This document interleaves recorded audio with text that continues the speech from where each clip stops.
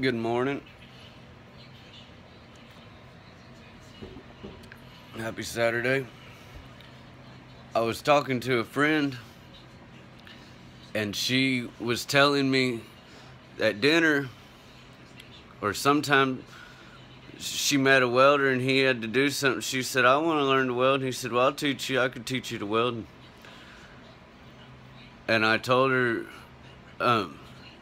well, you can teach a monkey to weld. And that reminded me of this story. And it happened. I'm sitting in Monahans, Texas, America. About 534 steps that way is Jake's Lounge. I call it Jake's Bar, but officially it's Jake's Lounge. It's an afternoon type bar, working man's bar, kind of a cocktail hour. It only serves beer. You can bring your own bottle. They stay open till 10 or 11.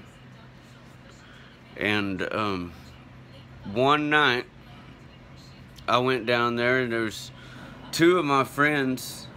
They're in their 50s, and I was sitting there near them, and the jukebox, there was three other young men in their 20s or maybe early 30s, and I think they were from Arkansas, but they were shooting pool, and they was playing this jukebox. In one song they'd play Alan Jackson, and the next song it was AC/DC, then George Strait, and then AC/DC, and so I was sitting there talking to my friends, having beer with them, and I was reminded of this comedy bit on Comedy Central, which is a good channel for it, I guess. That guy, he was in Dazed and Confused. I think his name is Brian in real life. Can't think of his last name. He was the blonder-haired one, kind of a dumb, dull look on his face all the time. But he's got a comedy bit, and he said, you can turn any song into an AC/DC song. He said, you can make the Hokey Pokey an AC/DC song. You put your left foot in, you put your left foot out. So I'm sitting there telling my two buddies about this comedy bit. And then as I'm doing that, the song Oceanfront Property by George Strait comes on. So I tell my friends, I said, watch this. And when it started singing, I said, or the chorus, I got some oceanfront property. And so then them guys come around a little bit, they conversated a little bit, and you could tell they was thuggish, kind of. More white trash, really, and I'm white, so I can say that. If I were black, I would call them niggers. But they were white and I'm white, and they were white trash, sure enough.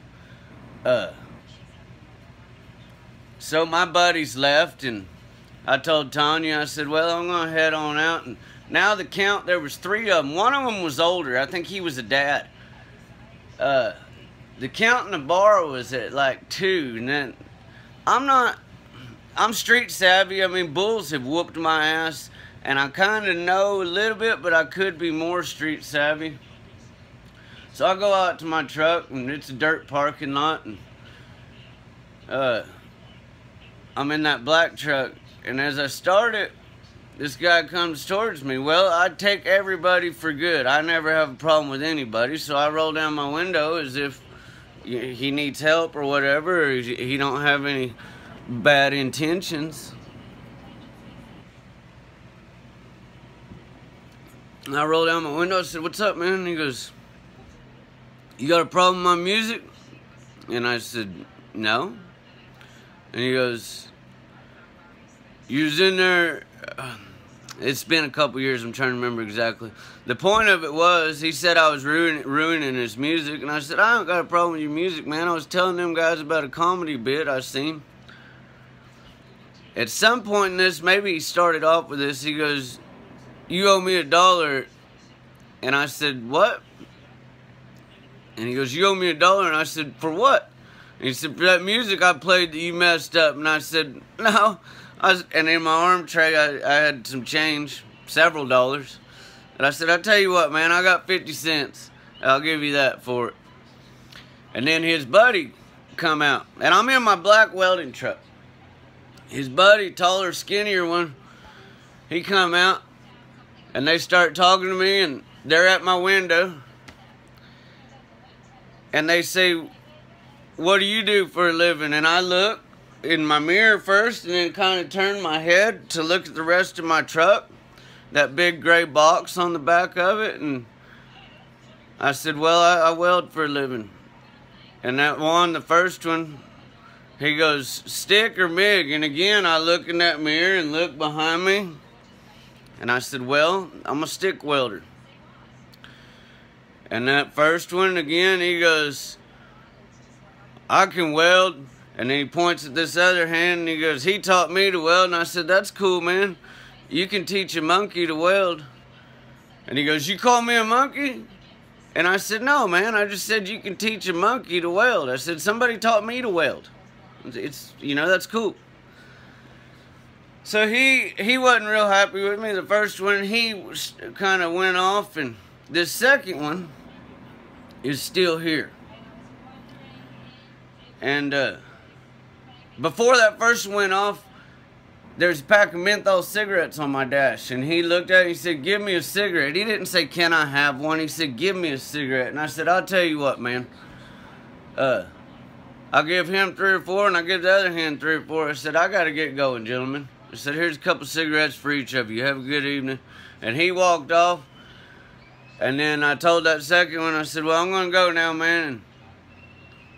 And threw my cigarettes on the dash and went to put it in gear. I had my left hand on the steering wheel, put it in gear with my right hand. And as I turned to look at old 80 to make sure I could get out, this second dude just pops me right here, right in the head. And I got in a motorcycle wreck in 2010, and I was in ICU. I was in a coma for 9 days over there in Odessa. Or I was in the hospital 9 days in a coma for some of it. But I guess they found like 12 or 13 concussions when they did the CAT scan.